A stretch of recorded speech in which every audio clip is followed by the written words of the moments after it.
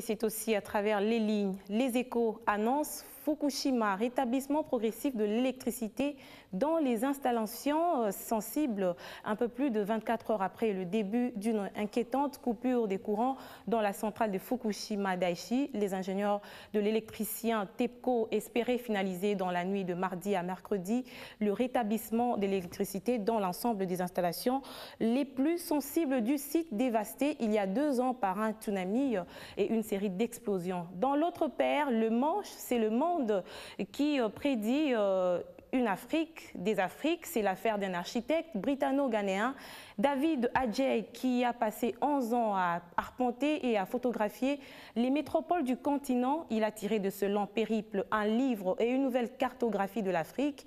Il ajoute que depuis que David a créé son agence à Londres en l'an 2000, l'architecte a conçu des ateliers d'artistes, des espaces commerciaux et des bâtiments publics comme le Centre Nobel de la paix à Oslo et le Musée national de l'histoire et de la culture afro-américaine à Washington qui ouvrira ses portes en 2015.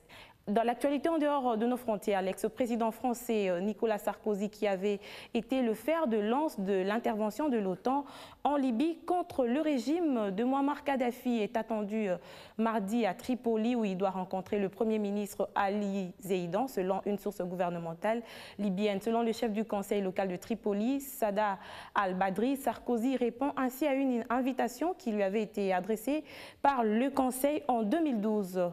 Nous l'avons invité pour pouvoir lui exprimer notre gratitude et notre reconnaissance pour son rôle dans la révolution libyenne, a déclaré Badri.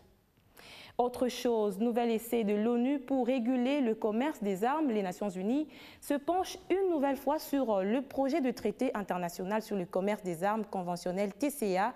Les 193 pays membres de l'ONU ont 10 jours plus tôt à compter de ce lundi du 18 mars 2013 pour tenter de trouver un compromis afin de réglementer un peu mieux le marché de l'armement que l'on évalue aujourd'hui à près de 100 milliards de dollars annuels. C'est un peu la réunion de la dernière chance après l'échec des dernières négociations en juillet 2012.